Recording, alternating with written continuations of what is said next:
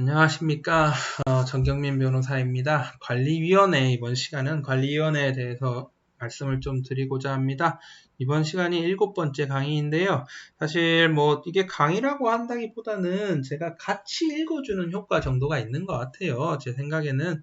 그래서 상세한 부분이 필요하시면은 이 파일을 직접 입수하셔서 조금 음미하시면서 읽어보시거나 이 부분들에 대해서 어떻게 해석해야 되는지 질문 같은 거 공식적으로 변호사님한테 상담을 하셔도 좋고요. 아니면 이거 어떻게 해석해야 되는지 이런 부분들 질문 같은 거를 누군가에게 하시는 게 좋을 것 같습니다. 저한테 질문하셔도 제가 답변을 달아드릴 수는 있겠지만 제가 사실 실질적으로 질문을 일일이 답변을 달아드릴 수 있을지는 좀 의문입니다. 예.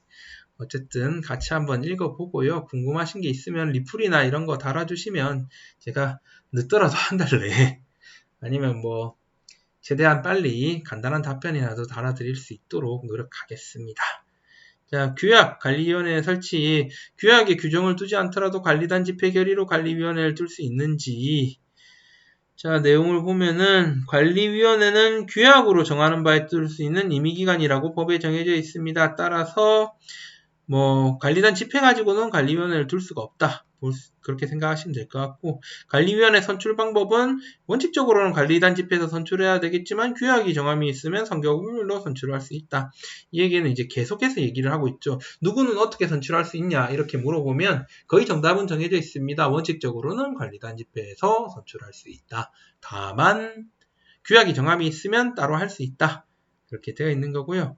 이거는 사실은 법을 지류 58은 이건 저도 처음 보는 건데 관리비를 3개월 연속해서 체납한 구분 소유자가 관리위원으로 선출될 수 있는지. 근데 집합건물 시행령 8조가 관리위원의 자격을 규정하고 있고 관리비를 연속하여 3개월 체납한 사람은 관리위원이 될 수 없다고 규정을 하고 있다고 합니다. 그리고 3개월의 관리비를 연속해서 체납한 경우에 적용된다고 합니다. 따라서 체납한 사람은 관리위원으로 선출될 수가 없어요. 그리고 자격이라고 얘기를 하니까 관리위원으로 선출 이미 된 이후에도 만약에 관리비를 연속해서 3개월 체납을 하면 관리위원회에서 내려와야 되는 것 같습니다. 그 다음에 58,9번은 기존의 질의하고 중복되기 때문에 넘어가도록 하겠습니다. 60번. 여러 개의 전유 부분을 소유한 구분 소유자와 선거구별 관리위원 출마. 예를 들어서 이게 선거구라고 해서 1층부터 10층까지, 11층부터 20층까지 이렇게 두 개로 나누어져 있다고 생각을 하세요. 생각을 하는데 여러 선거구의 전유 부분을 소유자고 하는 사람입니다. 그러니까 예를 들어서 1층부터 10층, 11층부터 20층 이렇게 선거구를 나눴는데 1층에 하나 가지고 계시고 11층에 하나 가지고 있는 사람이 동시에 관리위원으로 출마할 수 있느냐? 없다고 합니다. 이 문제에 대한 논의나 판례를 판결할 수 없다. 근데 내가 봤을 때는 안 된다라는 그런 취지겠죠. 구분 소유자의 배우자나 임차인의 관리위원 피선거권. 관리위원의 자격은 구분 소유자로 한정되기 때문에 안 된다. 규약으로 하면 될 수 있느냐? 아까 전이 아니죠. 계속 제가 말씀드렸는데 오늘 제가 이어서 하기 때문에 아까 전이라는 얘기를 계속 드리는데요. 지난 강의에서 말씀드렸듯이 법이 정하고 있는 게 만약 강행 규정이라면 그거를 넘어서는 규약을 만들어도 그 규약대로 할 수는 없어요. 법이 이런 위원회 자격 이런 걸 정해놓은 거는 어쨌든 그걸 준수해야 되기 때문에 이런 부분들을 고려하면 규약으로 정해도 아마도 안 된다라고 생각하시면 될 것 같고요. 관리위원 선출과 거주요건, 자격요건. 집합건물법은 출마하기 위한 거주요건에 대해서 규정하고 있지 않다. 따라서 거주하고 있지 않은 구분 소유자도 관리위원으로 출마를 할 수 있습니다. 공동주택하고는 차이가 된다. 임차인이 관리위원으로 선출될 수 있는지 없다. 집합건물법이 관리위원의 자격을 구분 소유자로 한정하고 있기 때문이다. 라고 되어 있고요. 구분 소유자가 관리위원으로 출마하지 않은 경우에 임차인이 출마할 수 있는지 없다. 임차인은 권한이 상당히 없다라고 하시면 되고 관리단과 거래하는 업체의 임직원이 관리인이나 관리위원회의 구성원이 될 수 있는지 관리위원회는 관리인의 사무집행을 감독하는 의결기구고 규약에 의해서 설치할 수 있고 집합건물법 시행령의 결격사유 같은 것들이 있습니다. 여기에 보시면 6호가 관리위탁계약 등 관리단의 사무와 관련하여 관리단과 계약을 체결한 자 또는 그 임직원, 관리위탁계약 등 관리단의 사무와 관련하여 관리단과 계약을 체결한 자, 사람이든 법인 또는 그 임직원이 안 된다라는 얘기죠. 그래서 안 된다 라는 얘기라고 보시면 될 것 같고, 위탁관리회사의 대표는 관리인으로 출마할 수 있는지 없습니다. 당연히 약간 공정성을 위해서인 거죠. 신탁.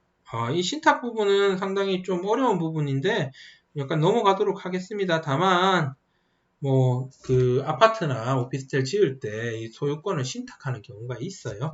그런 부분들을 보시면 되는데, 대외적으로는 신탁회사가 소유자입니다. 그렇기 때문에 신탁회사가 할 수 있다라는 취지가 됩니다.